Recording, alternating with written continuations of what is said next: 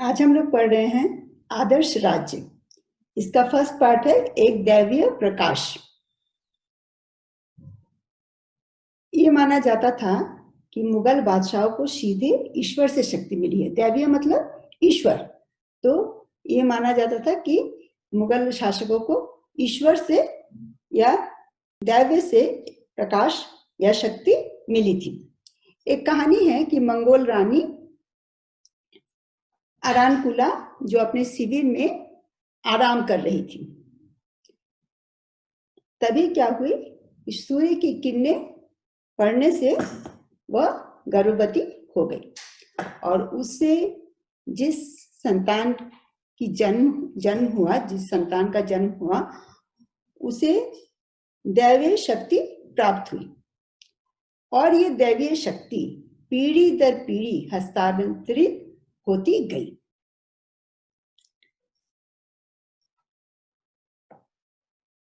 अबुल फजल ने राजा या बादशाह को सबसे ऊंचे स्थान पर रखा। क्यों? क्योंकि उसके पास दैवीय शक्ति है, ईश्वर की शक्ति है, जिसे फर इजादी कहा गया है। और ये दैवी प्रकाश या ईश्वर की शक्ति किस रूप में है? सूर्य के प्रकाश के रूप में है। इस विषय में वो प्रसिद्ध ईरानी सूफी सियाबुद्दीन सुहरावर्दी के विचारों से प्रभावित था। सुहरावर्दी के रचनाओं को इस्लामी दुनिया में व्यापक रूप से पढ़ा जाता था। अबुल फजल के जो पिता थे उनका नाम था शेख मुबारक। उन्होंने इन रचनाओं को पढ़ा और अपने दो पुत्र फैजी और अबुल फजल को इसके बारे में बताया। तभी से अबुल फजल इससे प्रभावित हुए और उन्होंने बताया बादशाह में ईश्वर की शक्ति है। इतिवृत्तों के विवरणों में बादशाह के चित्र जो बनाए गए, उसमें सिर के पीछे एक गोला बना दिया जाता था। ये गोला का अर्थ क्या था कि सूर्य है, ये सूर्य का प्रतीक है और सूर्य की ये प्रकाश बादशाह में निश्रित होती है।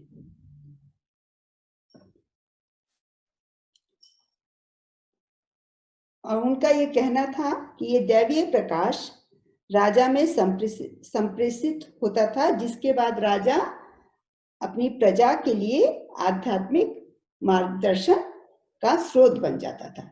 इसलिए राजा, चूंकि राजा या बादशाह ईश्वर का प्रतीक है या ईश्वर की शक्ति उसमें है, इसलिए वो सबसे ऊंचे स्थान पर है। ऐसा अबुल फजल का कहना था और ऐसा ही मानना था। अब हम लोग इसके दूसरे पार्ट को पढ़ेंगे। आदर्श राज्य के ही दूसरे पार्ट को पढ़ेंगे, सुलह ए कुल। सुलह ए कुल का अर्थ होता है पूर्ण शांति या आपसी मेलजोल, यानी कोई झगड़ा नहीं होगा, विवाद नहीं होगा, कोई विद्रोह नहीं होगा, आपस में सभी मेलजोल से शांतिपूर्ण रूप से रहेंगे। मुगल साम्राज्य में हम लोगों ने देखा कि भिन्न भिन्न समुदाय के, धार्मिक समुदाय के लोग रहते थे। जैसे हिंदू रहते थे, जैन रहते थे, बौद्ध रहते थे, मुसलमान रहते थे। तो ये भिन्न भिन्न संप्रदाय, धार्मिक समुदाय के लोग रहते थे। तो बादशाह जो था वो सभी धार्मिक समुदाय से ऊपर होता था, ऊंचे स्थान पर होता था और सभी के बीच मध्यस्थता भी बादशाह ही करता था। और वह ये भी सुनिश्चित करता था कि साम्राज्य में, राज्य में शांति और न्याय बनी रहेगी। अबुल फजल सुलह एक कुल को आदर्श शासन की आधारशिला मानता था। सुलह एक कुल में क्या होता था कि सभी धर्मों को समानता दी जाती थी कि कोई धर्म ऊंचा है, कोई नीचा है, ऐसा कुछ नहीं था, सभी समान हैं। और सभी धर्मों के लोगों को अपने अपने धर्म की अभिव्यक्ति करने की स्वतंत्रता भी थी कि कोई मंदिर में जा सकता था, पूजा पाठ कर सकता था, या कोई मस्जिद में जा सकता था, कोई जिसके जिसके धर्म के अनुरूप वो पूजा पाठ कर सकता था। इसमें कोई राज्य की ओर से कोई बाधा निषेध नहीं थी। लेकिन शर्त एक ही थी कि इससे राज्य सत्ता को कोई क्षति नहीं पहुंचे। वे धर्म की अभिव्यक्ति तो जरूर कर सकते थे, इसमें स्वतंत्रता थी, लेकिन राज्य सत्ता को कोई क्षति या नुकसान न हो और वे आपस में लड़े भी नहीं।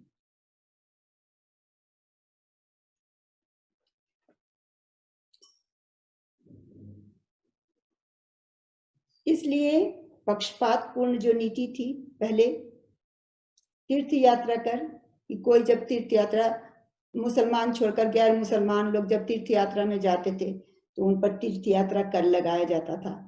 उसको 1563 में समाप्त कर दिया गया, तीर्थ यात्रा कर को समाप्त कर दिया गया। दूसरा है 1564 में जजिया कर, वो भी जो गैर मुसलमान थे, जो मुसलमान नहीं थे, उन पर लगाया जाता था, उसको भी समाप्त कर दिया गया। साम्राज्य के जो अधिकारी होते थे, प्रांतों में जो शासन करते थे, केंद्र में जो शासन करते थे, जो अधिकारी होते थे, तो उनको ये सुलह एक कुल के नियमों का अनुपालन करने का आदेश दिया गया, निर्देश दिया गया कि वे सुलह के कुल के नियम के मुताबिक शासन करेंगे।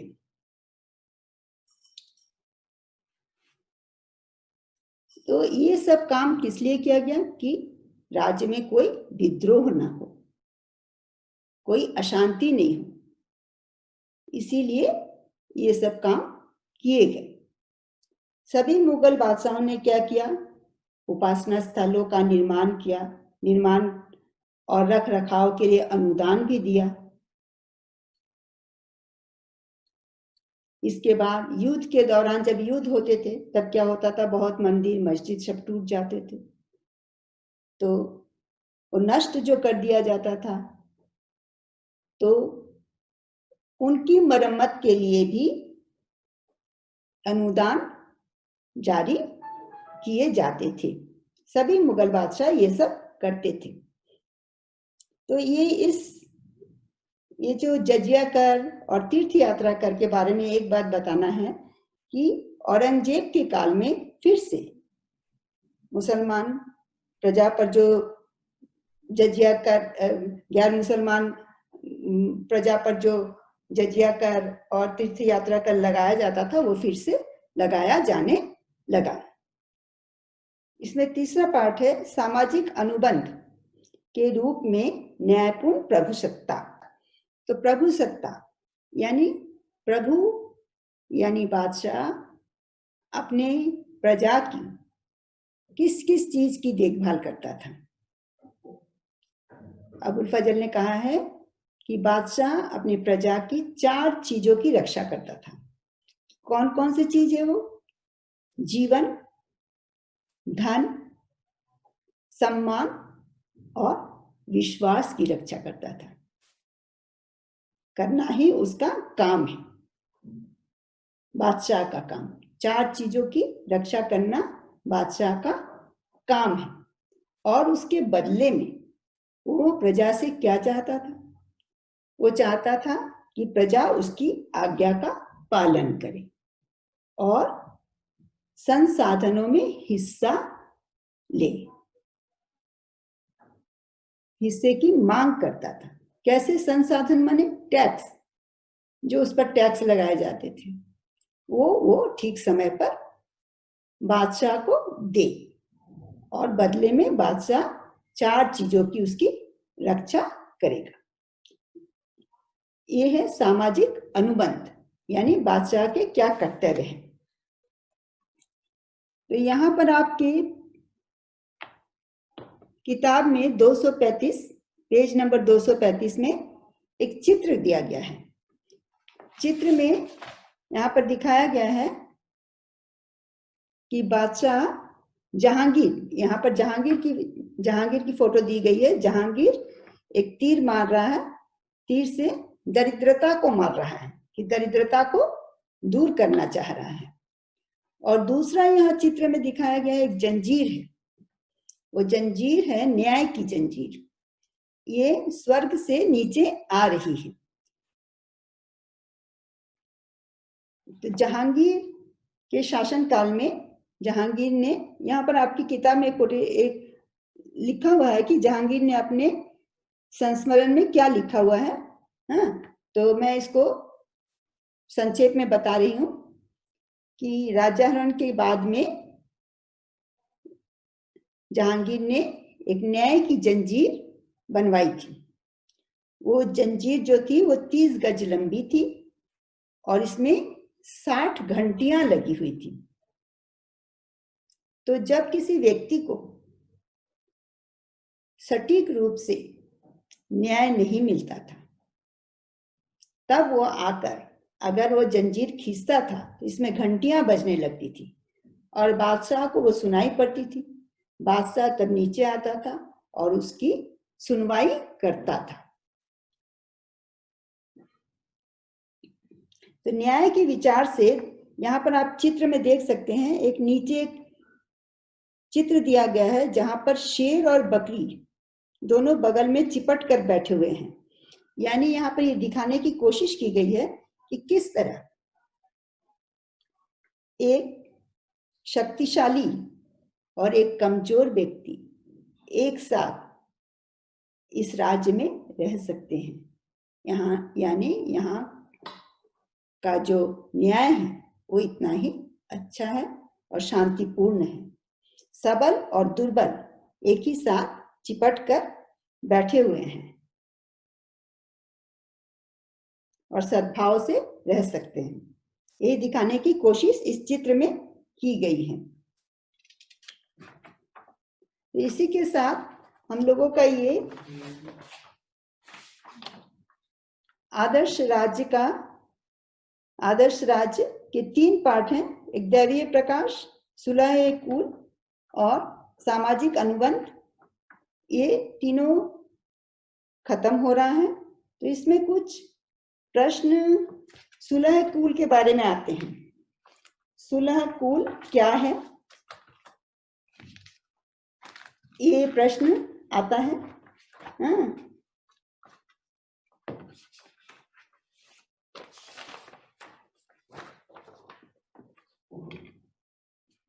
सुलह-कुल से आप क्या समझते हैं या सुलह-कुल क्या है? तो सुलह-कुल मैंने तो आपको बताया है कि आपसी मेलजोल या शांतिपूर्ण व्यवस्था, यही है सुलह-कुल की व्याख्या। तो इसमें अगर ये आपको शॉर्ट क्वेश्चन में आता है तो आप 2 ही लाइन लिखेंगे, लेकिन ये लॉन्ग क्वेश्चन में आता है तो आपको थोड़ा बड़ा पूरा लिखना पड़ेगा कि सुलह-कुल क्या है, सुलह-कुल में क्या क्या किया गया, सुलह-कुल के लिए क्या क्या किया गया।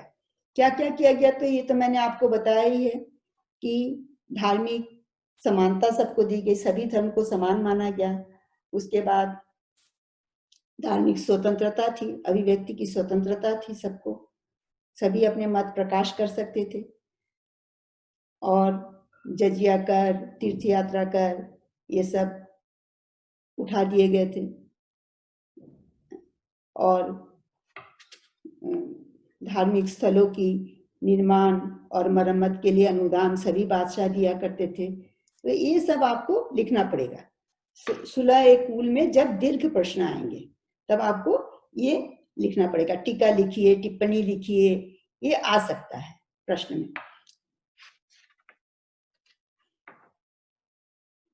और इसमें सामाजिक अनुबंध से आपको ये शॉर्ट क्वेश्चन में आ सकता है कि बादशाह किन 4 तत्वों की रक्षा करता था। तो ये तो शॉर्ट क्वेश्चन हो ही गए कि जीवन, धन, सम्मान और विश्वास की रक्षा करता था। और एक प्रश्न ये भी आ सकता है कि किस शासक के काल में न्याय की जंजीर लगाई गई थी, या न्याय की जंजीर से आप क्या समझते हैं। तो आपको बताना पड़ेगा कि न्याय की जंजीर जहांगीर के शासनकाल में लगाया गया था, और ये सोने की घंटी थी जो 30 गज लंबी थी, इसमें 60 घंटियां लगी हुई थी, और जो व्यक्ति न्याय के लिए आता था, न्याय मांगने के लिए, वो इस जंजीर को खींचता था और बादशाह उसकी सुनवाई करने के लिए आते थे और उसकी सुनवाई करते थे। तो ये छोटे छोटे क्वेश्चन इसमें आ सकते हैं, और बाकी आपको मैंने बता दिया। आप एक बार किताब पढ़ लीजिए और आपको और भी अच्छे से समझ में आ जाएगा।